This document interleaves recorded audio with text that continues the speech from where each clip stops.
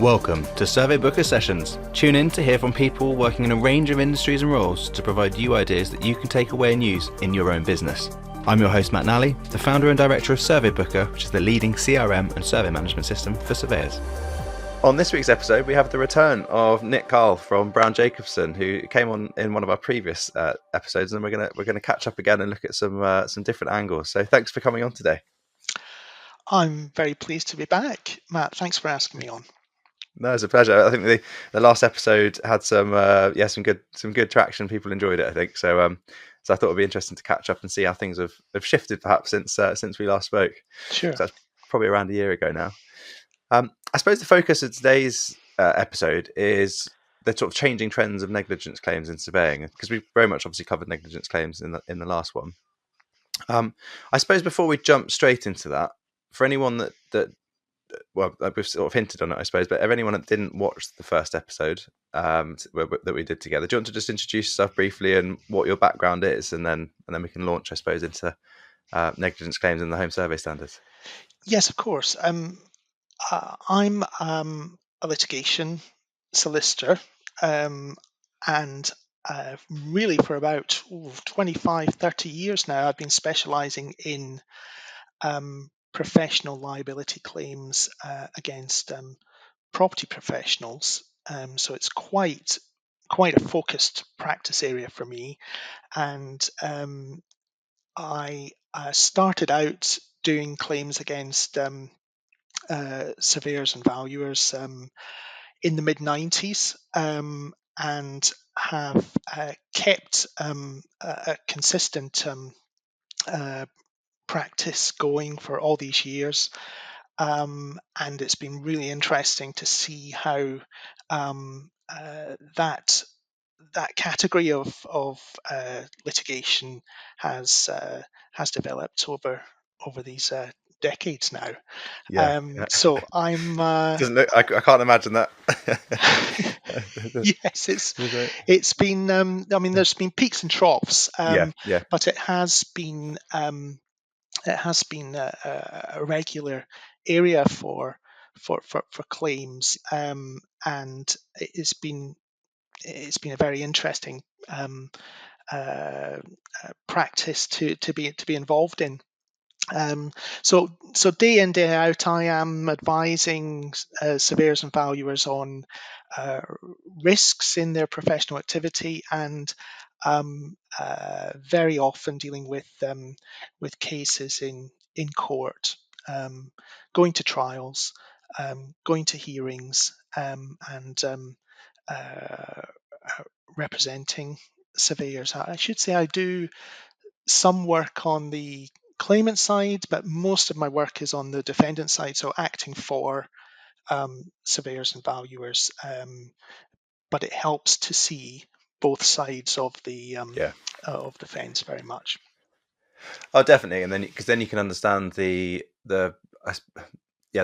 mindset on each side, the pitfalls on each side, and what's going to help each other out. But and I think in our first episode that we did together, we talked more about the realities around the process and how to protect yourself more. I think this one's going to be interesting because we're going to start coming on to specifically how they work within the home survey sort of standard, and then some case studies I think you mentioned we'll touch on. Yes, maybe today, Matt, we'll look more at what happens when disputes do develop into a claim. I think last time we concentrated more on the initial stages when that first complaint comes in, and we talked a bit about how surveyors could mitigate the risks of a claim coming up, and what they could do to protect themselves at the outset, at the front end. And maybe, without wishing to scare anyone too much, we could focus a little bit more today on the back end, and what happens when cases do develop into full-on court litigation and trials and things like that. Definitely, I think if anything, it's not you're right. It's not to scare. It's to sort of take the lid off and show what are the realities behind it. And then, because learning from those previous cases, you can help prevent those types of things in your own practice. Absolutely. So, Absolutely. so yeah, very useful.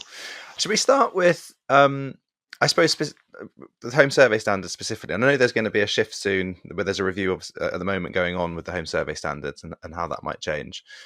Should we touch on sort of the potential for negligence claims with the current standards and where you think that might go with as the standards change? Obviously, we don't know what the standards will be yet, but that might be a good starting point.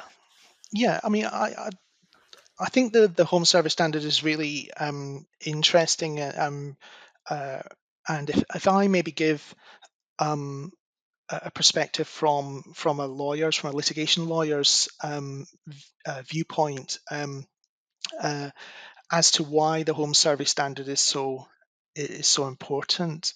And the reason is that it provides essentially a framework. It's a way to benchmark a surveyor's activity. So when cases do arise in court, the home survey standard is used very much as a blueprint for what should have been done. So so often what claimant lawyers will do is to compare the actual activity and the performance of the job with what the home survey standard required. And if there are any gaps there, that does give uh, the claimant an opportunity to seize on those and to rely on them as being an element of negligence or alleged negligence. So it is important in that sense to make sure you comply with the detail of the standard. Um, uh, and I think it's a good. We just referenced earlier what you can do to protect yourself, and uh, being knowledgeable and familiar about uh, the standard um, will very much assist you. So One that's question why on it's that. important. Yeah, I've got an interesting question that I've got from that. Then is, uh, if you, let's say you know the home standard really well, you've reviewed it, you've taken your interpretation of what it's asking for. Mm. Is it fairly clear cut, do you think, in terms of what you're expected to do, or are there areas that uh, are are open to interpretation at the moment, at least, and therefore that's where claims could come from, or is it more that claims come from actually there was something clearly wasn't followed rather than it was a change in interpretation? Well, I think it's I've identified probably 3 or 4 flashpoint areas that I can Okay, see are uh, are particularly susceptible to surveyors falling down. I think, okay, but it's a good idea to just have some broad familiarity with it. I mean, it's probably a bit much to carry the thing with you when we're out on a job. I mean, that would be too much to expect. But yeah, there are different areas of emphasis in the standard that I think it might be helpful just to go through those sort of yeah, definitely. flashpoints that I've identified. I'm just going, Matt, to bring it up if I can on my screen, and then we can just point those sections up. Definitely. I So think part of the reason I asked, just for context, is we did another episode around understanding requirements of level threes, and there's some terminology which potentially have read, or if you look at dictionary definitions, it could be read as there's less requirement in the level three than there is the level two, or something like that. yes, So yeah, that's why I sort of wondered whether some of these areas are pitfalls because it's sort of terminology and how it's interpreted. yes, and I watched that episode. It was Tim Kenny, wasn't it, that Yes. did that, and which I thought was a really useful Yeah. session on that. And I know that Tim referenced during that talk the Hart and Large decision, of course, which I think predated the home survey standard. But one of the points that Tim was making is that the home survey standard is not perfect by any means, but it's a lot better to have that kind of framework in place as opposed to what went before. So it's a much improved situation, and it's much clearer in that sense that it's a lot of work went into the first edition of the standard, and as you said, it's now currently under review for 2024-25. So it will be interesting to see what feedback really takes hold in the Yeah. next edition.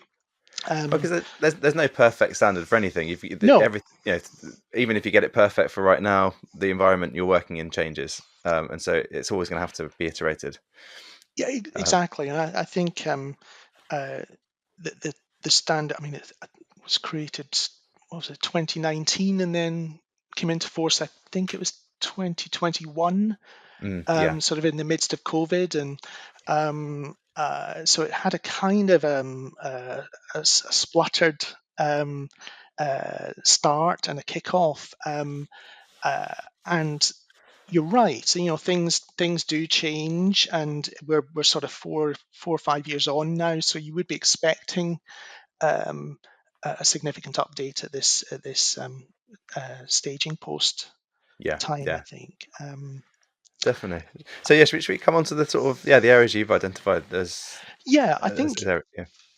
I think I mean, this is just my view, and I should say I'm not aware of any cases yet in court that have specifically highlighted the detail of the home survey standard. But this is my prediction for what's likely to be the substance of any claims that come through. As I say, I call them my sort of flashpoint areas or pitfalls, really to look out for. So the first one, Matt, was uh, just about the surveyor's qualifications and experience, um, and this is in section 2 of the home survey standard. Uh, and the thrust of the emphasis here is that um, the RICS member, the surveyor, must have sufficient qualifications and experience to be able to deliver the services in question, um, and must really have the requisite knowledge and credentials and confidence to be able to take the job.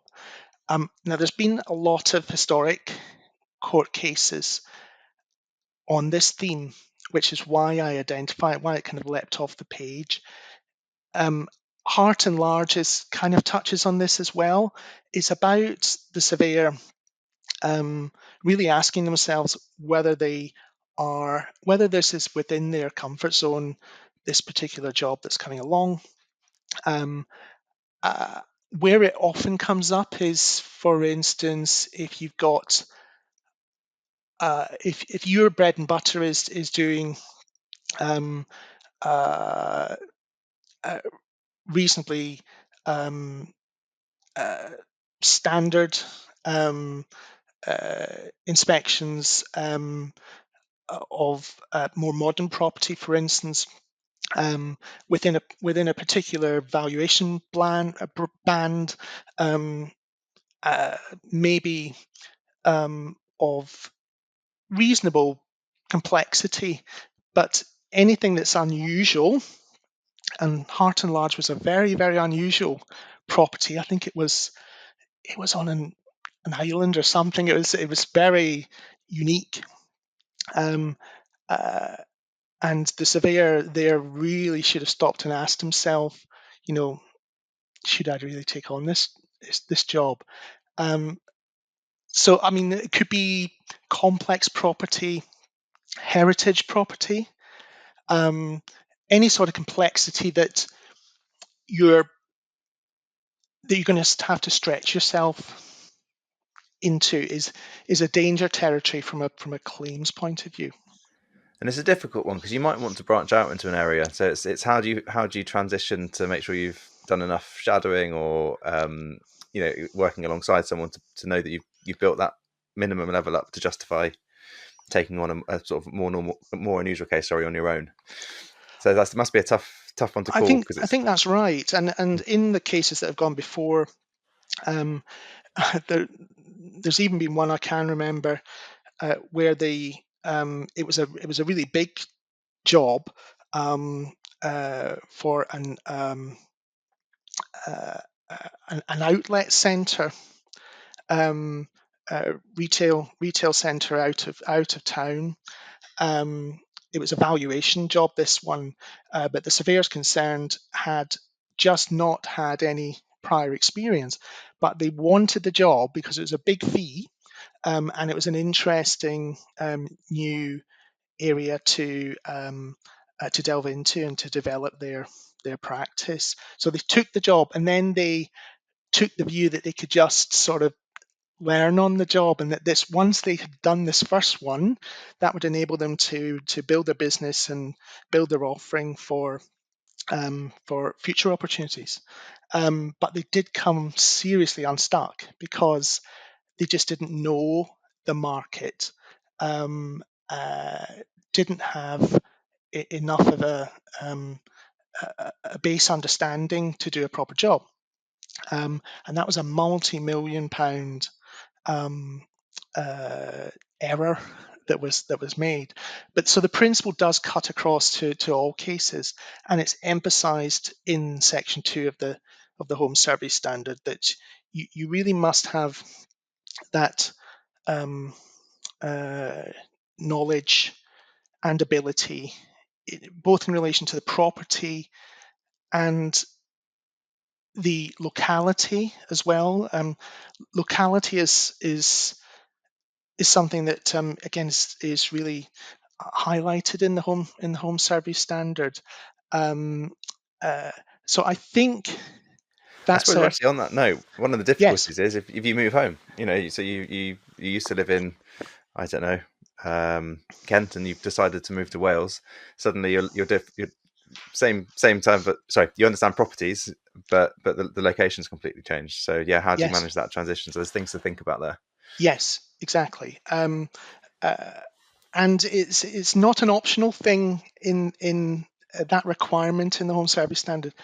Uh, it says in section 2.2 that RICS members must be experienced and able to deliver the services. Members must be familiar with the Mm, nature and complexity of the subject property type, the region in which it's situated, and the relevance to the subject instruction. So if you don't have that, you must not take on the job. For the yeah. reasons you said, Matt, that's, can be quite a difficult um, decision to make, but that's what the standard requires. Because you can Um, sympathise with the logic that you mentioned, which is if I take this on, I can progress my business. I've learned something new. But the problem is you don't know what you don't know, so you don't know what you're missing. yeah, You can think that you're putting something good together, but can you get around not get around it? But I suppose what I'm trying to say here by get around it by you take on that work, but you bring in a consultant to work alongside you that has that knowledge. Does that mitigate that? I think that's a good No. idea. Yeah, Yeah. because generally, uh, I think it's to be encouraged that you do Mm. constantly build your knowledge, Yeah. build your expertise, build your capabilities as you develop in your career. Uh, and you're right, thinking about different ways in which you can still stay the right side of the standard, but achieve that progression in your abilities and repertoire, I think, is definitely to be encouraged. So that's a good option to bring in a consultant alongside. Option's a better word for it. Yeah. Yes. I'll use that one next time. Also, that's an interesting one. And so, what other flashpoints have you seen? Well, part of, just before we move away from this Yeah, this idea about knowledge and locality, this is again a kind of a similar theme, but section 3 of the Home Survey Standard also talks about locality. 3.1 says, again, RICS members must be familiar with the type of property to be inspected and the area in which it is situated. And this is really concerned with pre-inspection research, yeah, which again I think is a is an area that has potential to sprout claims and complaints. If this idea of pre-inspection, so before you even go out to the site, to the property, that you have done some desktop checking. Again, you must have the base level of knowledge about the property, so you should not be continuing if you don't have that base level of knowledge. So this is assuming you do have the requisites, but even if you do, you still need to carry out the appropriate pre-inspection research. And again, this is mandatory.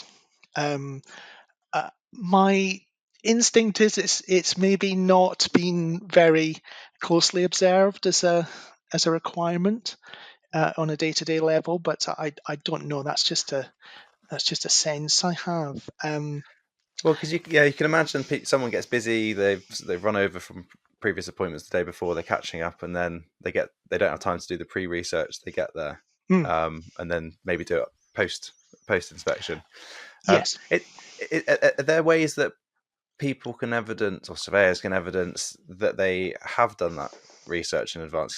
Because I suppose one example, you've taken a screenshot, usually that's date and time stamped, that might be a useful yes. way, but I'm wondering if are there other ways people might do research in a way that doesn't necessarily give away when it was done, i.e. they tried to defend later that they did do it in advance, but there's no real evidence of when and it occurred. Um, I think if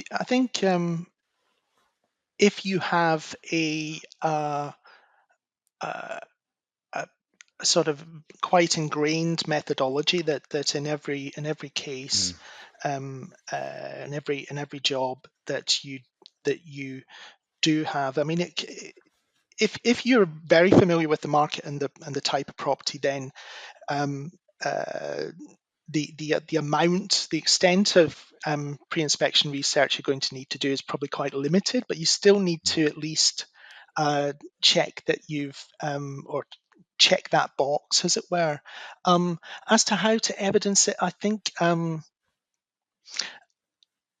if there's some sort of electronic record or some sort of tracking that could automate that it's been done, maybe, as I mm, say, just a sort of a checkbox that indicates it's been done from an audit trail point of view is helpful. yeah, Um, Ultimately, it'll come down to the surveyor having to give a witness statement in court, uh, and explaining what the process actually was, and that witness evidence will have to be truthful. yes. That's what it comes down to ultimately. Yeah, true, true. And I guess if you are taking screenshots and all, other things, and you're storing those, you'll have a creation date usually on a document, wouldn't you? Something like that. So there should be ways Yes. of proving that as well. But yeah, Yeah. interesting.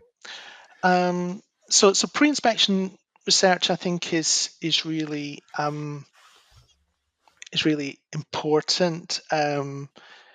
Not from a back covering point of view, but as part of the whole picture of making sure that the survey product is a really comprehensive one, and that it starts before you leave the office, effectively.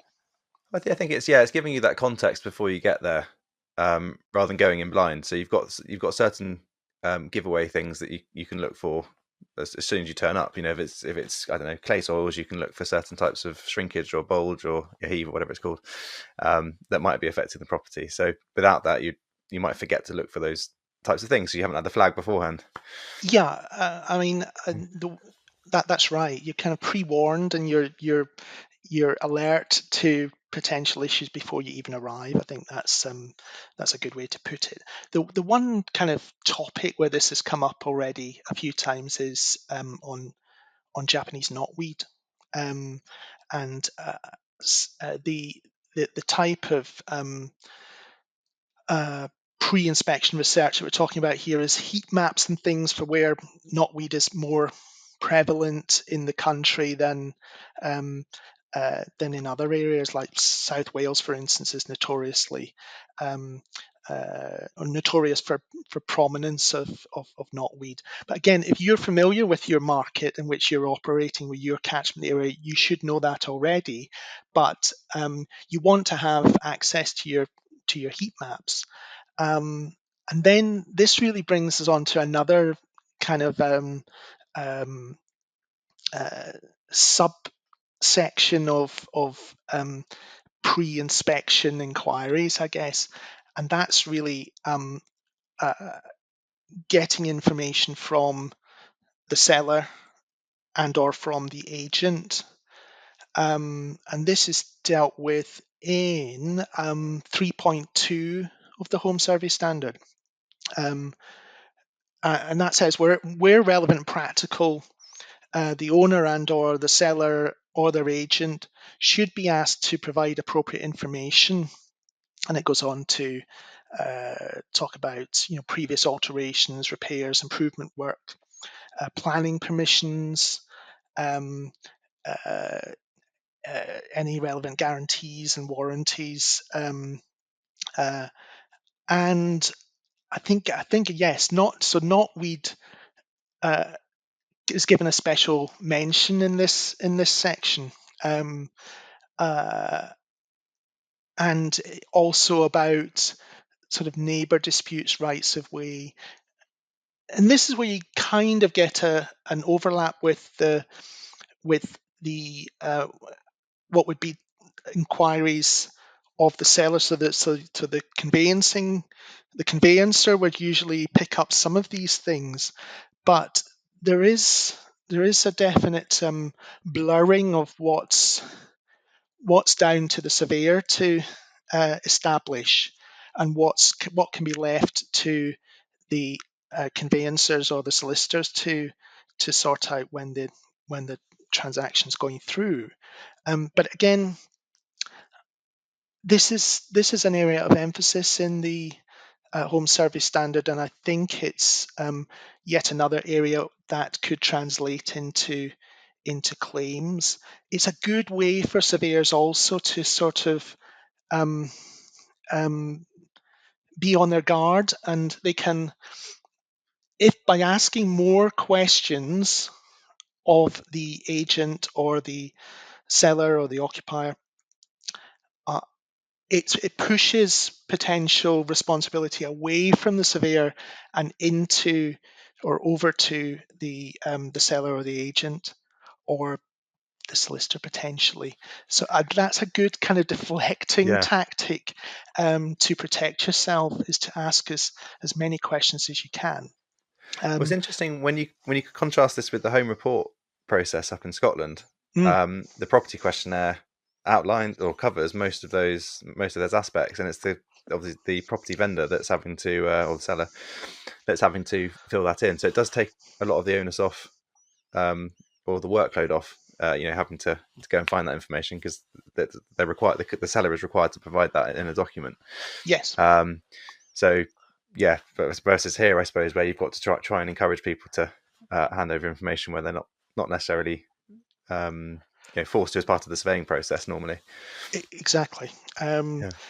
So again, the way this plays out in court is that for cases that have a feature like this, both the surveyor and the seller can get sued at the same time, and you have to decide how the responsibility for this is apportioned between the two of them. So you've got two defendants there. Knotweed, again, just to mention it, it keeps coming up, but there's been a few cases about sellers or owners concealing the existence of knotweed or concealing from the surveyor other defects that might be at the property. So if the surveyor has asked the question and then got a reply in the negative, nothing to worry about on that score, then the surveyor should be in the clear on that aspect. So it's, as I say, it's a really good thing to remember as a protective tactic, and to be on your guard as ever. That's a nice takeaway on that point. Actually, if you put the right type of process in, you can have a document that gets sent to the vendor or the agent on booking. I suppose the only thing with that is it's one thing to send it. You've then got to make sure you follow up and get that back with the information in. Otherwise, it's just a missed opportunity. I guess yes, but even having that as an attempt to focus on these sorts of questions, and because all you can do is you can't force out an answer, and I guess it's there's a degree of reasonableness that overlays this requirement. So you can only do so much, but something like that, as you suggest, Matt, is a good way to sort of bake it into the process as far as you can. Yeah, definitely. So, I think a theme that you touched on earlier, which is it's all about having a methodology, a process that you can evidence when you need to show that you are taking reasonable steps to, do your initial pre-inspection work, or you're asking those types of questions. It's all about consistency in processes. Yes, I think which definitely. we touched on last time. To be fair, actually, we did. We Yeah. talked about that. Yeah. It's very important. Yeah. So I'll just before moving off this idea of the sort of pre-inspection research, there's a again a major highlighting of Appendix C in the Home Survey Standard, which is all about the location of the property from an environmental or the sort of environmental impacts of the property or the locality. Um, uh, um, so you've got the usual clear environmental considerations which we all know about, flooding and um, uh, geological and soil conditions and things like that, mining activities. But it also touches on climate, and sustainability, which is very much for the last few years has been an increasingly important theme. There haven't been any cases that I'm aware of on this, but in terms of another Flashpoint hot topic area for potential claims, I think climate is really important.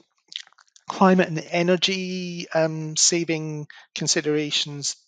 I think that needs to be something that's really brought to the fore in reports as the survey standard develops over time. We talked about how things are different from 2021 to 2025. Climate is going to be it's not a theme that's going to die back. It's going to go the other way. So Appendix C will, I'm quite sure, remain in the new survey standard when it's released, Yeah. and probably be expanded. Yeah, I think that's probably a fair assessment. We did a podcast episode as well with Kate Charrington, Mm, and we focused very much on, well, part of it was on quality of home reports and so on, but we did do a topic on what do you call it? The environmental aspects and making sure that you're reporting on that in the right way. yes. And I think it's possibly an area that's easy to fall behind on because there's so many new products coming out, new materials, new Mm. technologies that can impact how a house operates, works. It's important to try and keep up to date with that information in order to be able to report on it in the right way. Yes, and there's a real sense that from consumers' perspectives, the uh, that's a big part, a crucial part of their buying decision. Yeah, Uh, how energy efficient the property is, how the location of the property, is it again in climate terms, um, how with a changing climate, how is this specific property going to fare over the lifespan of their ownership. yeah, yeah, These are really, I think there's been quite a bit of research on this, but these are really um, top of the list or near the top of the list in what informs the buying decision. And cost of the property in energy terms, with energy prices currently being so high. So bound to be an area that we'll need to return to, I think, in coming years. yeah, Um, definitely. And it's hard to imagine otherwise as a consumer how the cost of maintenance might change as environmental factors that change as well. The increase in wind and rain and sun and all that type of stuff will change how the ground operates around the house, or the trees, or the guttering, or whatever it might be. yes, I'm sure that's right. I'm sure that's right. And no doubt, like everything else, it'll be, if there's any sort of failing by the surveyor to give insufficient attention to these kind of issues, then that is going to translate into claims. But I think this is more for the later part of this decade, Yeah. that we might some really sort of future um, looking, by quite a number of years. But it's definitely worth mentioning now at this still quite early stage. No, awareness is always key. Yes, definitely, Yeah. definitely true. So my next flashpoint, Matt, is a familiar one, I'm sure. I know that Tim Kenny touched on it as well in his podcast, and it's further investigations. A very sort of vexed topic, and again one that there's been an array of court cases on. And further investigations is in, I think it's 4.9 of the Home Survey Standard. Yes. And It's a hot topic, this one, because yeah, where are you covering yourself? Where are you not giving the right information to the customer? Where are you? So yeah, I'm interested to hear what you've got to say on this one. yes, I think the working party that put together the original edition of the Home Survey Standard were very switched on to how difficult things have become because of this uncertainty about further investigations. And you can see this in the language that's used in the Home Survey Standard. It says um, that the RICS member, the surveyor, should exercise professional judgment and must not, again, mandatory, must not call for further investigations only to cover him or herself against future liabilities. And I hear this all the time, that I hear uh, this this almost constant anxiety about the prospect of a claim. There's so much worry about that happening, being liable, of ending up in court, that it becomes almost sort of crippling in terms of trying to do a fulsome job for the client. And what you tend to get, and historically this was always the case, you got reports that were so laden with caveats and again back covering that the report often was of no use to um, to the consumer or the client, and a very common way to sort of get yourself out of this situation is say, oh, well, you might want to just bring in a specialist here or make some further investigations there. So the Home Survey Standard really tried to cut that down and say, and again, it's very clear that you must not do that as a means to just protect yourself from liability. That's not a good or professional approach to adopt at all. Is there guidance, do you think, on where the balance is? Because I suppose you can there's some that might make sense. The ground's heavily dipping around the drains. You might want to get a CCTV drain survey to establish if it's cracked and broken, because obviously they can't see that. That might make sense. But when it comes to like the electrics, for example, they're not, surveyors aren't qualified electricians, so they're not going around checking all the electrical points and everything else. They can do a visual. So again, do you put in a seek an electrician's advice on that, or I suppose where do we draw the line on what's appropriate and Well, not? that's the nub of it. I Yeah, don't think with having the Home Survey Standard up and running now for the last 3-4 years, I don't think there's a clear sense of where that balance is to be struck. I, it's really difficult, and there's no clear answer, but it's a matter for each surveyor's professional judgment. And there are different views on that. You can be more cautious and recommend more, or you can be more robust and maybe even speculate and try to restrict the recommendation of further investigations. There will be quite a kind of a generous allowance for both approaches, I think, for the cautious and for the more robust, because remember that these cases tend to get resolved by reference to expert evidence. So you're generally safe if an expert would say, well, look, this was a decision that a significant number of surveyors in the same sort of area would very reasonably have made or decided on. So you're protected. You're within that sort of broad standard. You'll be fine and not negligent. yes. I think it's about, as you say, finding a balance with. If you're giving too many general caveats, there's no reason to suspect something. The drains the ground looks fine above the drains. It's not sort of dropping away. There's no real reason to suggest getting an expert in to check that. So that becomes unreasonable, I think.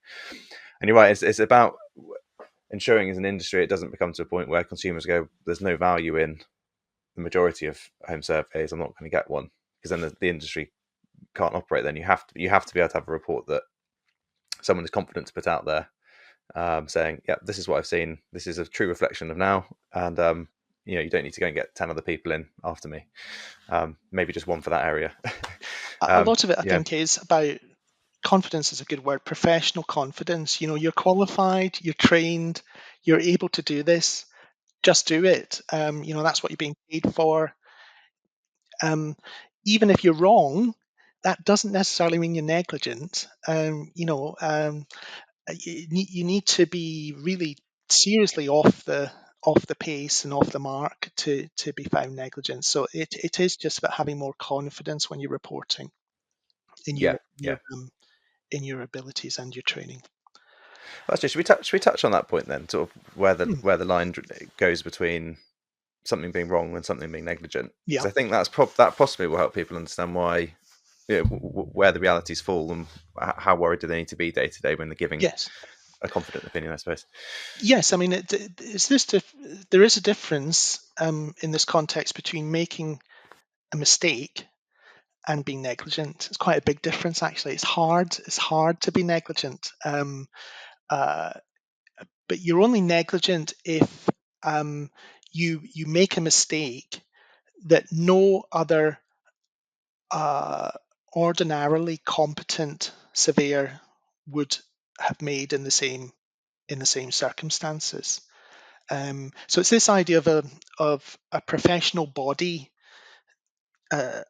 of surveyors. If a good number of that professional body would have reported or inspected in exactly the same way or in a comparable way, then you're safe. Albeit you've made a mistake, it's not negligent for that reason. So you're within the standard. But if you were to ask this professional body um, and say, well, would anyone have reached this decision in these circumstances, on these facts at the time with this type of property? And if no one puts their hand up, then that's an indicator that you're very probably negligent. And the way the judges um, reach a decision on these questions is by relying on expert witnesses.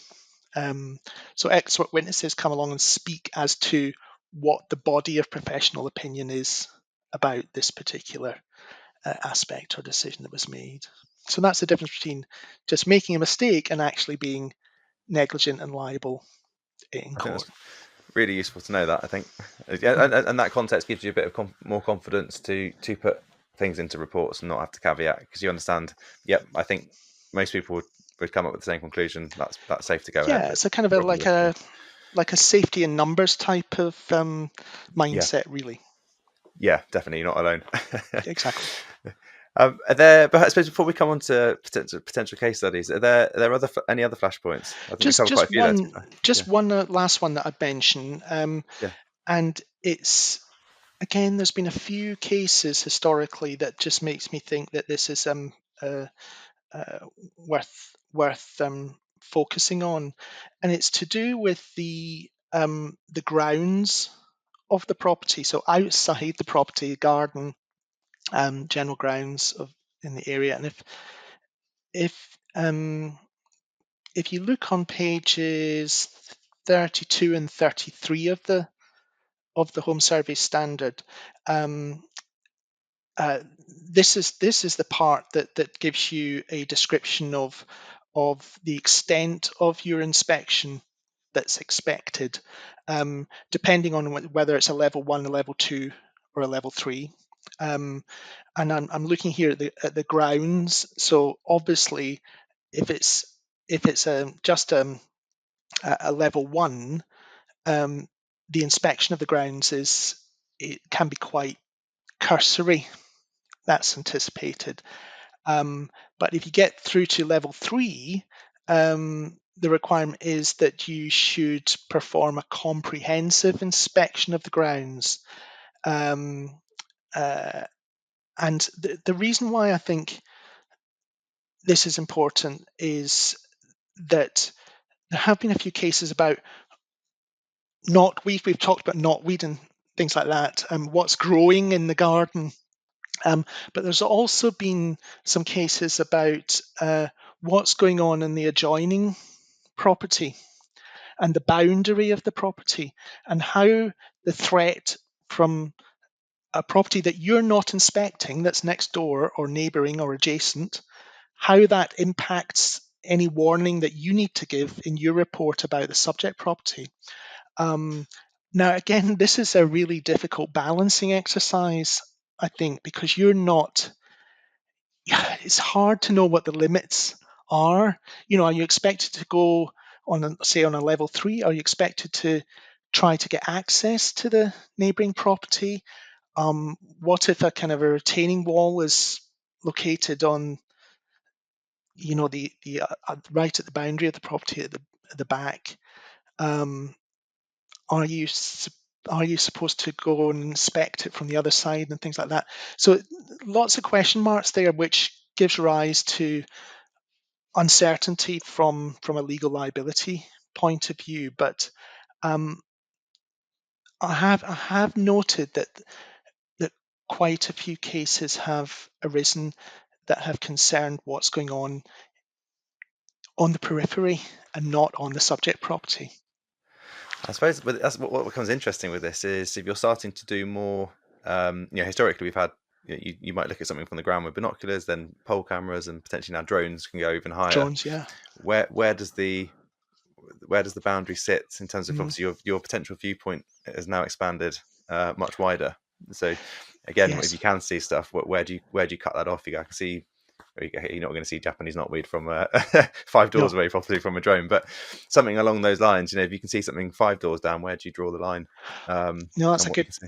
that's a good point, Matt. It's a really good point. I hadn't quite thought of that, but I guess it must be right that if it's so much easier now with the use of drone technology, to check what might be going on in the environs and on the periphery, then I think a lot of judges would expect that it's easier, and therefore you should do it, and that Hmm. the sort of the extent of your expected inspection is greater now with if you're using a drone, that is. Um, it might also mean you need to up that fee Yep. that you're quoting for the or estimating for the client, because you are assuming a sort of a broader responsibility with the job. Yeah, true. So rather than it being a freebie that comes with it, it's Uh, with the risk yeah, that's the extra it's a risk it risk potentially that's brings there. on, Yeah. plus the licensing and purchase of the drone, etc. It's worth boosting the fee Yes. for that. Yeah. Yes, So yeah, definitely. many reasons to push the fee up for that, justifiably, I think, for that one. So those are my flashpoints, but definitely something to think about there. And obviously um, the the standard is really quite a detailed document. But I think if surveyors could zone in on those sections that I identified, then that would go a long way to building a more sort of protective outlook as they're doing jobs. Definitely. That was a really fascinating oversight, I think. So, yes, I won't list out all of these in the summary. I'll get people to listen and get the detail. Yeah, yeah, good plan. um, Perfect. So, I think what might be interesting to cover is case studies. You mentioned or sent a couple through before we Mm, came onto the podcast. Um, I suppose with the flashpoints, you mentioned some are more future, so like the environmental aspects, yes. and some might be more current. So are there certain trends you're seeing in the type of cases that are coming to court? And is there a trend in terms of there are more litigation going on at the moment, or standard amount? Well, since we had our last session, Matt, I think I was mentioning then, maybe it was about 18 months ago, I was mentioning then that there seemed to be more cases coming through, and the change that we were seeing was less missed defects type claims, and many more valuation claims. Um, Right. Yes, you and, did. and Yeah. and that trend has intensified, I would say. So there are now, um, uh, I mean, I'm trying to track them all, and this is just claims in the High Court, and I'm tracking. This is over the last 2 or 3 or 4 years. I'm tracking about 20 cases at the moment. Uh, a good portion of those have already settled, um, but they have obviously gone as far as being issued in the High Court and have gone through some of the initial stages of the litigation before they've resolved. Of those 20 or 25, the majority of them, I would say, are valuation cases, and they tend to be very large commercial valuation cases. So that's the current trend very much. Now, so that's 25 cases, and those are just the ones I've been able to find out about. Um, Maybe just to give you a comparison, maybe 10 years ago there would have only been, I would say, 5 cases. So it's Okay, so it's quite an uplift. quite a big uplift in the change. What do you think is driving that? Is that because we touched on last time that it tends to mm, be when the market or the economy is dipping, perhaps, and mm. money's tighter, that tends to come through. Is that with although they're more commercially focused, is that the same type of reason I that might be think it. going on? I think it must still be the usual driver is an economic backdrop or an economic factor behind it, and I think being that there's so many of these um, uh, uh, property developments that have gone wrong, have not come to fruition and have failed for one reason or another.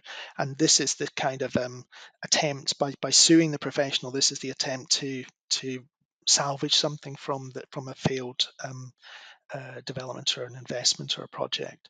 So I think that's a lot. It's a big explaining factor there. But otherwise, I don't really know. Sometimes the answer doesn't reveal itself until many years later when you can look back. So we're in the sort of midst of it at the moment, and it's quite difficult to get a handle on what's behind it.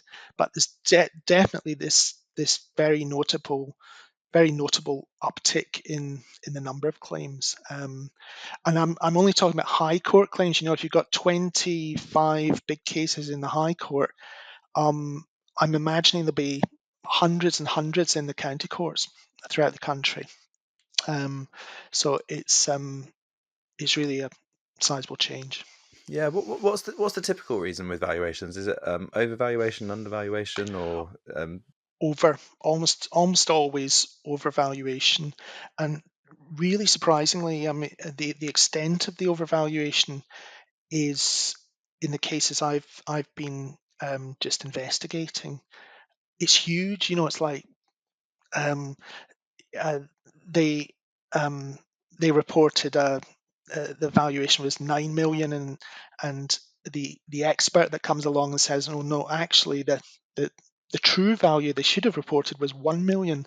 So it's huge differentials, which indicates that either claimants have got it completely wrong, or it's a very sort of opportunistic claim, or the surveyors who are in the hot seat are miles and miles off the mark. We talked about this idea of the professional body of opinion, but that is the kind of extreme differential that we were talking about to find yourself in a claims situation in the high court. So these are really big claims on the numbers, and the costs are the lawyers' costs on them are huge. So oh, I can yeah, imagine. they're Yeah. sleepless nights. Oh, definitely. Yeah, not something I'd want to be involved in. No, No. no, no. So so that's what we're seeing in court at the moment is a lot of these big cases working themselves through. Um, so I think there's a couple of really interesting cases going to the Court of Appeal next year in 2025. Um, and those are helpful because, like Hart and Large, they give an extra layer of guidance to surveyors in practice, and everyone can pore over the detail and see what went wrong on those particular cases and how they can avoid repeating the errors. So even though they will be mainly valuation cases, there'll be a lot of learning points that will emerge from the judgments when they become available. Definitely. But it sounds like if you're mainly doing defect-based surveys rather than valuation ones, then going back to what we were saying about having the confidence to not caveat everything out of the report, if you're confident that what you're giving is reasonable advice that everyone would give, then you're not likely to come up against a claim, at least not one that reaches that level of, in terms of High Court. I think that's right. The one sort of case study I did just want to mention is a defect case actually. So this is the one that is still ongoing. And we've got to be a little bit careful because this is not a case that has reached trial yet. So it's still halfway through. But it has, unfortunately for those concerned, it has been reported in the Daily Mail, and they've not been very sensitive about the read through. But it's kind of interesting at a kind of salacious level. But this is the case against where the claimants are a Mr. and Mrs. Gore, and they're suing. They're suing a couple, Mr. and Mrs. Winsey, and a firm of surveyors. And the property was a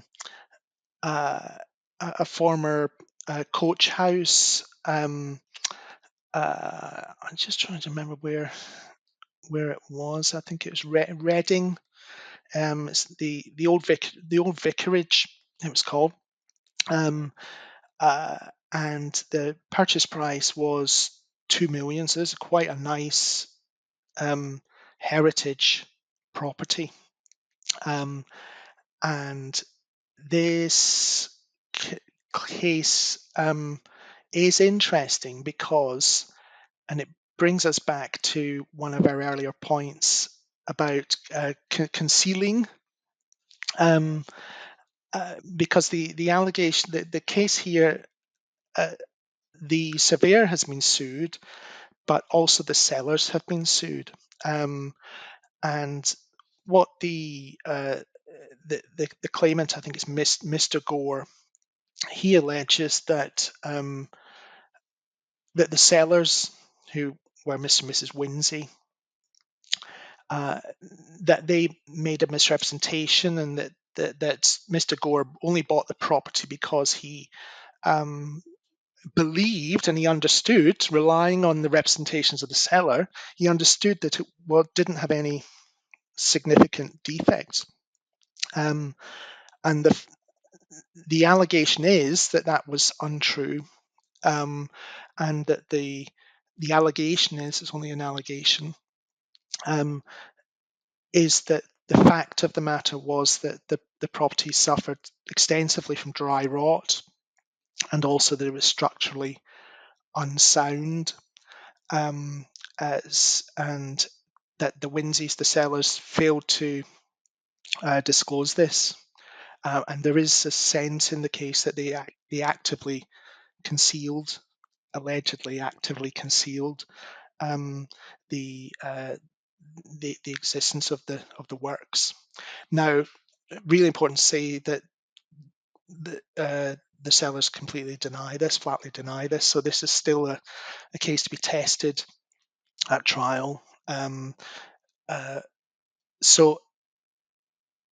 But it's interesting, and there may not be a trial because it may to settle, but the facts are interesting about the interplay between the surveyor and the sellers, and the questions that the surveyor was expected to ask, and could he, notwithstanding the limited information he had, could he have discovered, could he have served as that safety net for the purchaser in these kind of circumstances, and how extensive did he need to be? He presumably wasn't on notice of any kind of previous works to the property. Should he have discovered them, irrespective of what the sellers were and weren't saying to him or to the purchaser? So some really interesting issues there, and you've also got this idea of it was quite a kind of special, unusual, complex heritage property. I don't know about the surveyor's particular experience, but again, that might be a factor here because this was, not a run of the mill inspection by any means. And so I hope the surveyor would have asked himself, is this within the range of my capabilities before he went out? Um, so to being selfish about it, it'd be really interesting if this did reach trial, because there's a lot of very typical issues that the judge would need to work through. There are experts involved on both sides, so it'd be fascinating to see uh, what the result was at trial and how all the evidence panned out. Yeah, from an academic perspective and understanding, sort of the nuances of it, that would be very interesting. Obviously, for all the parties, you want them to be able to resolve it as quickly as and easily as possible. But yeah, from that perspective, it would be very interesting. I suppose it ties nicely to what you said in terms of the surveyor understanding their experience levels and whether that was a factor, because that would be very interesting to know. And then it comes down to if they are experienced and that's the type of work they do, where do you draw the line on what you should be able to pick up in terms of what potential works might have been done without having any knowledge of that property? Because I suppose arguably an older property, you should be able to expect that work will have been done over time, and what type of things might affect timber or other fabrics of the building. So it's a very interesting one in terms of what should have been picked up, not picked up, what's covered, what isn't. Yes, and it's almost a perfect case. I actually obtained a copy of the each party's statement of case, so their pleadings in the litigation, so I could see what positions were being advanced by the seller, by the claimant purchaser, and also by the surveyor. I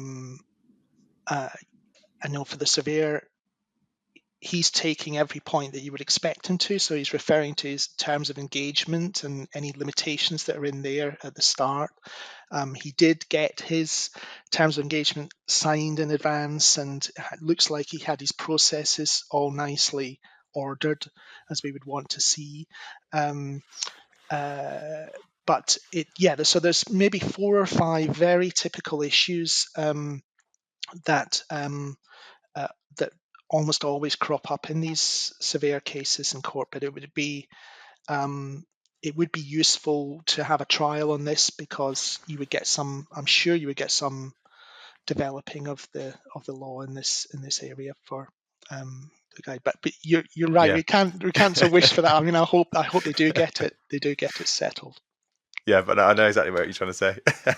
You mean it in the nicest of ways, Yes. from an educational perspective. Yes, exactly. Awesome. I think that's been really interesting. I think we'll probably go straight into this last bit then, rather than a separate topic. But one thing we discussed beforehand was how mediation and alternative dispute resolution are being used more in, or the roles changing, at least in smaller cases. So obviously we've focused on some bigger cases so far. How is that changing over time? So we did a podcast on ADR in our previous season. So it'd be interesting to sort of hear about how that's changing and how it's affecting whether things go to court or not and all that type of stuff. Yes, I did see that earlier podcast. Was it Christine O'Rourke? Christine, Yeah, yes. I thought that was excellent. Christine made a number of really good points about ADR in a surveyor's context. So I can maybe just update a little on that, and give everyone an idea of where we are now, because there has been quite a significant change, in that the court rules are being updated from the 1st of next month, so the 1st of October. And the reason it's significant is that with the rule change, the court is going to have the ability to effectively force parties to engage with each other and try to find a settlement to their dispute, to use ADR, even if they're unwilling to do so. Now, it's quite a change, and it has kind of has access to justice implications behind it. So it will be interesting to see how this develops. But just to give you an idea of how this has really come about, the courts at the moment, it's terrible. It's a broken system. I mean, the NHS is, lots of talk about that. There was the report yesterday that came out on the state of the NHS, and lots of talk about it being on life support and all of this sort of stuff, and needing a new prescription. The court system, I'm afraid, to say is much the same, on its knees.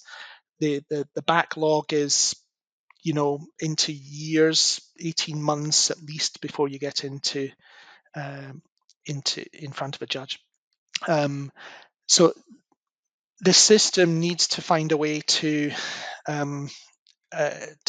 take the pressure off, and the solution that's been come up, the courts have come up with, the Ministry of Justice has come up with, is to push disputes back to the parties themselves to try and resolve themselves without the court system needing to be involved. So the judges are now going to have the ability to, as I say, to compel parties to engage in a mediation or another form of ADR that doesn't involve a trial in front of a judge. And what's the incentive for the parties involved in that? Is it looked badly on if you do eventually go to court, if you've shown very little engagement with that process and the other party has tried to engage? So would it work against you at that point? Yes. So Yeah. if and this has always been the case, really. If a party has been unreasonable about, so let's take a scenario where a claimant brings a claim against a surveyor, and there's some exchanges between the parties about their respective positions. And then after a month or so, the claimant says, well, look, we clearly disagree about this. Why don't we try a mediation between us and see if we can reach a resolution? If the surveyor on their side says, no, I'm confident I've done nothing wrong here. I'm not paying you anything, and just declines to take up that offer of ADR or offer of mediation, then there can be consequences to that. In that, if it then goes into the court system and the judge reaches their decision at the end of the process, and then discovers that all of this rigmarole could have been avoided if only the parties had actually had their mediation at that early stage, all that vast amounts of lawyers' fees could have been avoided as well. So there's always been power to make a penalty award in costs, which will really hurt on the sort of offending party. Yeah. Um, Yeah. but It makes sense. up until now, courts haven't had the ability to force parties to participate in an ADR process against their will. Whether judges will actually make these awards or these orders is still remains to be seen, but they do have the power from the 1st of October to do it. I can see it happening because, as you say in the news, you're seeing how the courts are very under pressure. The prisons having to release people early to try and free up space, and otherwise the court cases can't go ahead because there's no repercussion Yeah. afterwards. So yeah, it does seem like quite a bad position that the justice system's in at the moment. Oh, it really is. I've never known it as bad as it is now. It is broken. There's no doubt about it, and something needs to be done. And there's lots and lots of positives about this emphasis on ADR. Lots of positives, in that it's, as Christine was saying in her session, it's much quicker as a process to get to a resolution. It's much less expensive. Often it doesn't need lawyers to be involved, and the parties can just come to terms themselves. But it is, the downside, or maybe the reservations about it, are that, well, what does it mean when the judge says, well, you've got to engage in this process? Does that mean you have to make an offer? If you're the claimant, do you have to accept less than your claim is worth? If you're the defendant or the surveyor here, do you need to pay something towards a claim where you don't think you're really liable, just to get it resolved? And if you don't pay anything, does that mean you're failing to engage as the rules require? Yeah, that's true, because it sounds actually quite simple at first. You go, well, you go have that conversation, and then you both come to some sort of agreement, and then actually it moves away. But actually, the reality is, um, if you don't agree on something in the first place, and if it comes down to something that is, I don't think I should be paying something, Mm. it's hard to show you've actively engaged beyond, because if you're maintaining your position, you Yes. can engage in terms of providing good justification for that, I suppose. But Yes. that could be seen as a weak level of engagement, perhaps. Yeah, I don't know. Yeah. Mm. Yes, you're right. So I think that was the um, I was really just wanting to lay the ground. So I think in the next couple of years, um, we're going to see a much uh, greater emphasis on parties having to, or really being strongly encouraged to resolve their disputes, and not litigate them. And I think it's almost as if litigating or taking your case to court for a judgment is going to be seen as a kind of a social ill almost. It's a bit like, when we were in the pandemic, and there was just a sense, well, you shouldn't really use the resources of the NHS unless you really need to. It's the same kind of sense here, and there's lots of guilt laden if you're not really making a proper go of an effort to get a case settled. Yeah, just get labelled as unreasonable, and You yeah, all that you sort of can stuff. you can Yeah, you can, but it's. I don't want to detract from all the benefits, because you know it's better to avoid um, litigation or getting anywhere close to court, because it's a terrible experience, and I wouldn't wish that on anyone. But at the same time, uh, uh, most of my clients don't just want to pay out because it's expedient to do so. They feel quite strongly that they have a case. They want the case to be put forward. They just don't want to fold or capitulate because it's convenient, and the thing will be ended. That does really start to grate with a sense of justice, I think, or injustice. yeah, and you don't want to potentially encourage people chancing it, because it's easier just to give something back when you Yeah, don't you'll really be need to. perceived as a soft touch. Touch. That's always the worry. Um, but yeah, so No, this no is easy answer. no easy answer, but I think it's No. going to be a quite noticeable sea change in Yeah, these next few years. There's a lot more um, talk of ADR and other ways to resolve disputes rather than just going to court. I get the impression overall it should be. This is hopefully the right prediction, but that it should be a positive step in terms of the majority of things being able to get sorted outside of court. That obviously it will not work for 100% of cases, of course not, but but hopefully it means that things can be resolved, as you say, more quickly, more less expensively, and just streamline processes, and so people can just move on then. Yes, and you said earlier, Matt, no system is perfect, so I'm not pretending No. that going to judges get it right, or Yeah, that's a perfect system of justice. So it's just it's none of it is ideal or perfect, and the CEDAR adjudication scheme, which is in place for surveyors, is, I think, a really good one. It's free. It deals with cases up to £25,000. It's quick. It's confidential. That's the other thing. You keep this out of court. So I would encourage surveyors to embrace that as a process, because it's much more streamlined, and I think the stats on it are that most decisions go in favour of the surveyor and not in favour of the complainant. So interesting. worth having some confidence in that system.